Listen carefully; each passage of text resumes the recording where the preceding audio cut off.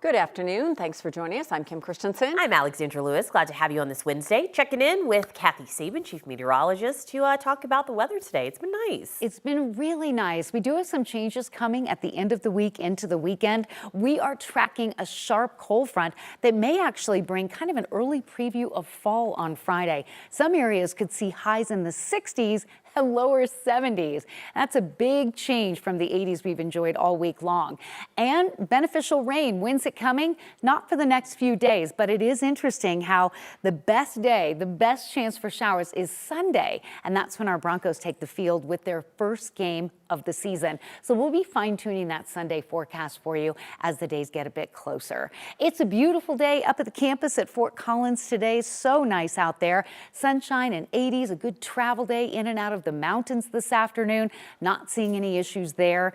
84 in Denver and at the official observation site at DIA, but 90 showing up on the map in southeastern Colorado and out across the western slope, with temperatures anywhere from 78 in Gunnison to 82 in Steamboat this afternoon.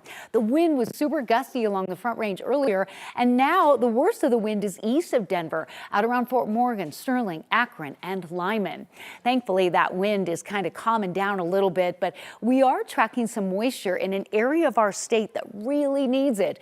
The west and southwestern mountains are actually seeing a few light showers. All of the heavy thunderstorms and severe weather is outside the state's border, but we are tracking some storms moving from the northwest to the south that actually have a little bit of wind and lightning, along with the potential for a few rain showers. So this is wonderful news for at least part of the state. In terms of Denver's forecast, you have a great evening for outdoor activities. No issues here at all. Tomorrow, maybe an isolated gusty foothill storm, but nothing that will be too impactful for you and your outdoor plans. A beautiful evening ahead, and your weather headlines include another check of the radar coming up and more on that Friday cool front and our next chance for rain. Some good news for fire crews on the western slope. The Turner Gulch fire in Mesa County is 100% contained tonight. That fire started by lightning way back on July 10th near Gateway. It's burned more than 26,000 acres. Today, officials announced that fire is fully contained. They also say most of the repair work in the fire area has been finished. A suspect indicted in a violent robbery at a family-owned jewelry store has pleaded guilty. Armed thieves crashed the shop in northwest Denver and made off with millions of dollars in jewelry.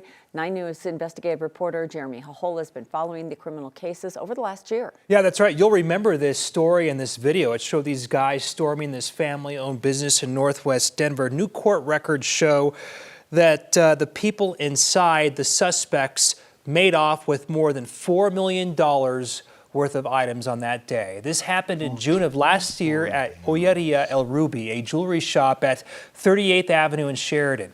Court records say multiple people stormed the shop through the front door and back door and began taking jewelry. They also held employees against their will and hit them with a gun.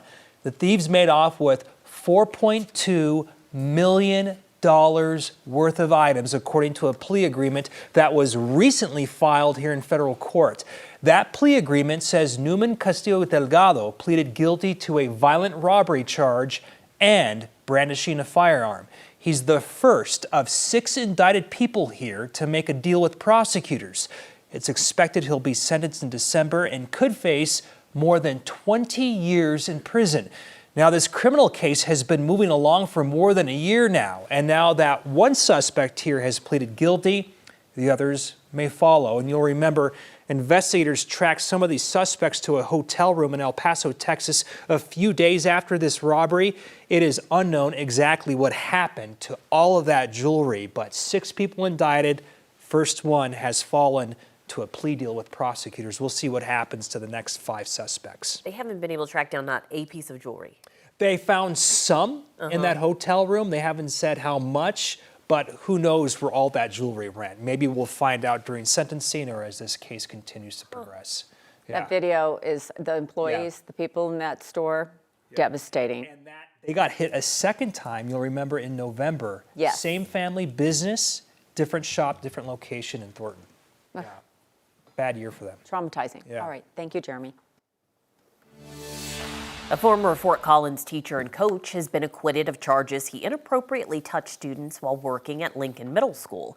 Police arrested 50-year-old Evan King in July of 2024 after a report at Tapooter School District earlier that year. He was accused of inappropriately touching students on different occasions during the 2023-2024 school year. On Tuesday, a Larimer County jury found him not guilty on 3 counts. He was immediately placed on administrative leave following the reports. Tapooter School District tells us he is still on administrative leave today.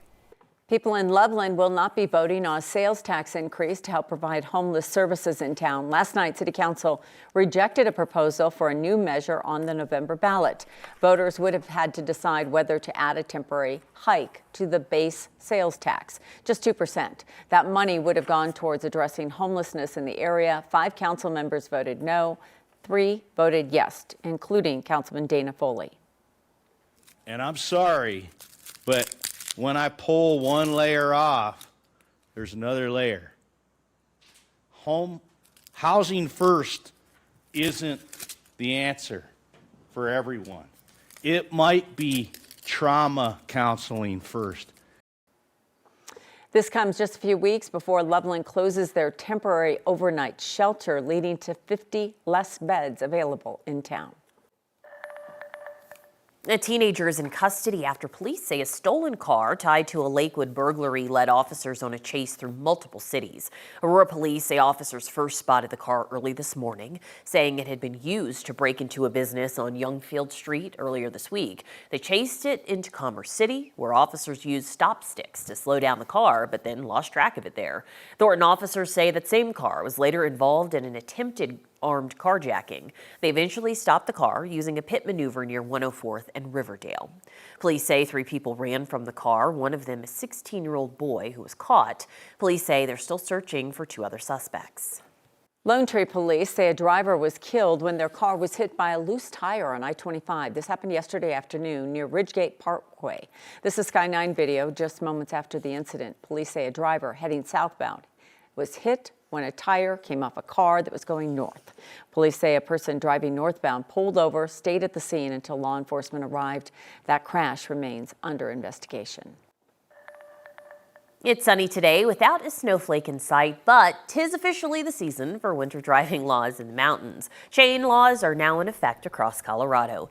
Truckers need chains, of course. The rest of us in passenger cars either need the right tread, 4-wheel drive, or all-wheel drive, or chains. CSP is starting enforcement checks on I-70 this week for commercial drivers. Last year, they caught more than 1,000 out of compliance even before it became a crash problem.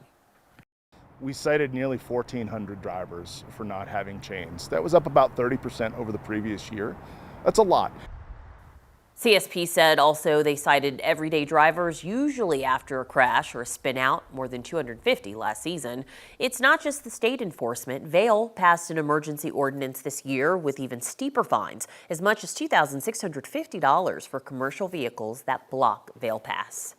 Denver is already preparing for the Waymo experience. The driverless taxis are being tested out here in the Mile High City. Our photojournalist captured these videos of the cars arriving today. Waymo says about a dozen of these driverless cars will start rolling onto the city streets this week, but you're not going to be able to pick up a ride, at least not yet. The company told our reporting partners at the Denver Business Journal they really won't be ready for customers until next year.